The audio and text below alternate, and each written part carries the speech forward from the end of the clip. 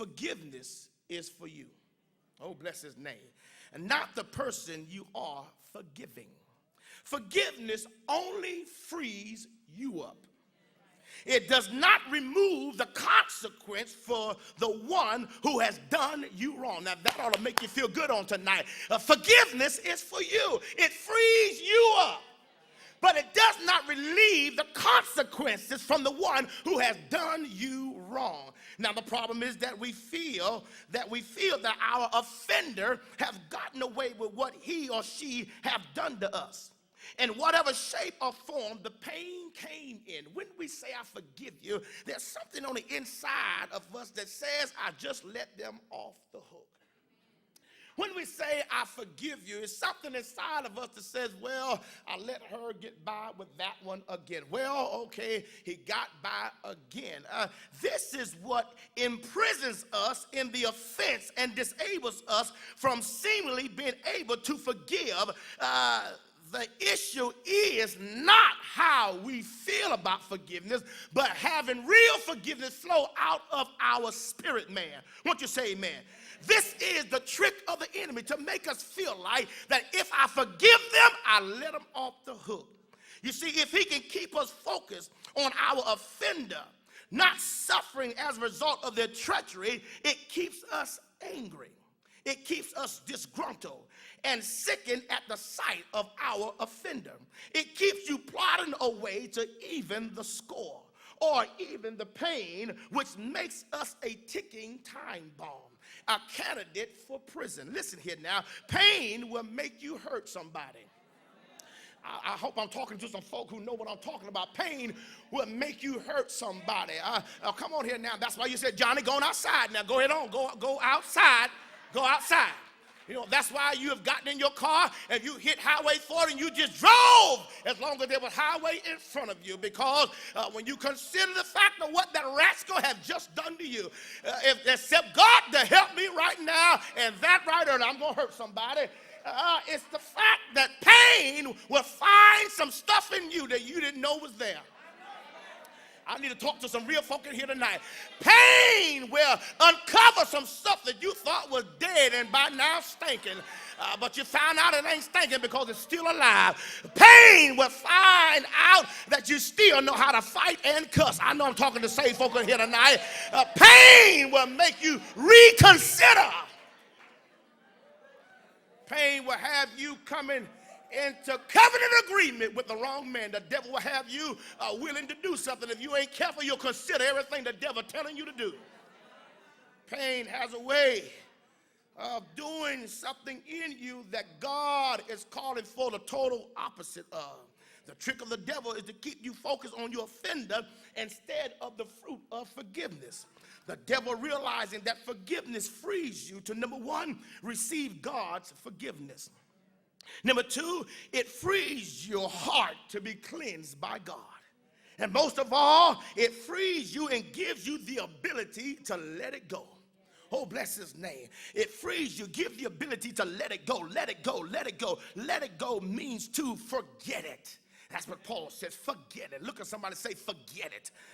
Yeah, when I looked at this thing, forget it. You know, forgive, to forgive, to forget, to forget, to forgive, to forgive, and to forget. When you look at forgive, forgive means, listen to this now, forgive means to excuse for a fault or offense. To forgive means to pardon, to stop feeling anger or resentment against your offender. Now, when you consider the definition of the word forgive, you got to ask yourself, have I really forgiven him? Have I really forgiven her? Because according to Mr. Webster, when you really forgive, you no longer feel any type of resentment against your offender. When I read that, it made me back up, and I had to ask myself, have I really forgiven folk I thought I forgave? Because if I feel any type of resentment in my heart toward them, then the truth of the matter is, no matter how many times I tell myself that I have forgiven them, if there's any ounce of resentment, that I have not truly forgiven them. Tonight we take a survey of ourselves. We ask ourselves, have I really forgiven those that have wounded me?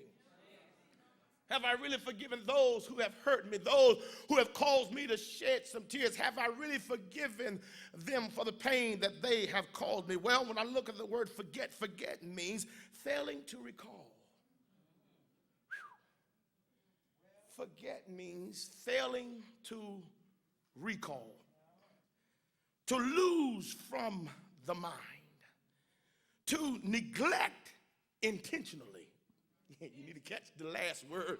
To neglect intentionally. And lastly, it says to fail to hold on, which means to let it go. There are times when after you forgive people or prior to forgiving them, you must forgive yourself, realizing that God has forgiven you.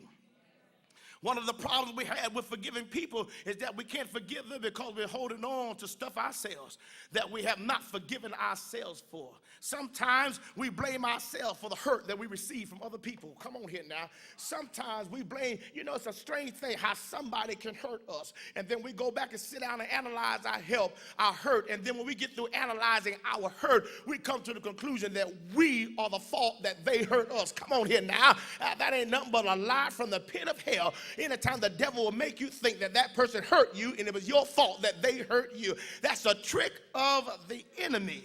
Oh, bless his name. So we have to learn that in the process of forgiving them, prior to or after forgiving them, you must come to the place where you can also forgive yourself, understanding that your pain is not your fault. Tap your sister and tell your sister your pain is not your fault. You need to be careful. You need to be careful because you just don't know how many people in here that are buried in their own self-guilt, who blame themselves for their trouble, who blame themselves for their pain, who blame themselves for their condition. So I need you to help me minister on tonight. Squeeze that sister's hand and tell her your pain is not your fault. Oh, bless his name. Perhaps your pain that you have been feeling for so long has been intensified because you've also been blaming yourself for what you have gone through. No, it's not your fault. You didn't ask for your heart to be broken. Lord have mercy. You didn't ask to be mistreated. You didn't ask to be violated. You didn't ask to be dropped by someone you love. You did not ask to be let down by those you put your faith in. You didn't ask to be talked about by those you trusted. Come on here now. Tap again and tell them it's not your fault. Oh, bless his name. You must forgive yourself, realizing that God has forgiven you.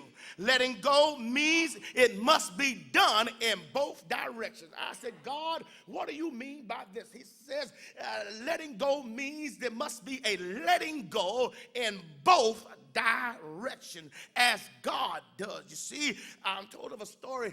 There was a priest who had a moment, a time where he just was depressed, and the priest was depressed, and so he goes in to the synagogue. The lady's in there praying, and she looks at the priest and she says to him, Father, you look so depressed. He says, well, I got some stuff in my life that I've been dealing with for a long time now. And he tells the lady, I wish I could share it with you, but I don't know if you're the one I need to share it with. He says, go back and pray. And if God reveals to you this treacherous thing in my past, this sin, he said, then I know you're the one that I'm supposed to share. Go back and talk to God and see if God will release me to share it with you. A couple of weeks later, he comes back into the church. The lady's there, and he asks, Mother, have you prayed? Have you asked God? She said, yes, I've been to God several times about this issue that's troubling you so much. I asked God about this thing, and God said to come back and tell you he don't know what you talking about. You see, the fact is, finally the old lady told him, God don't know what you're talking about. In other words, he let go from the beginning to the end. In other words, whatever the charge was that you did, whatever the treacherous thing you did, the moment you asked God to forgive you, he dropped it on both ends. So therefore, you're agonizing over something that God does not remember. Honey, God let it go from you, and then he did not hold it against you. He dropped it over there, and then he turned to his book and he dropped the charges out of the book. You need to look at your neighbor and tell your neighbor, God has dropped this thing, and if God can let it go, you ought to let it go. Y'all help me here tonight. You need to understand that whatever the pain was and whatever the thing is, when God lets it go, when God drops the charge. You ought to drop the charges against yourself and your offender. Here's another thing to consider. Is it possible that you're still angry at somebody whom God is no longer angry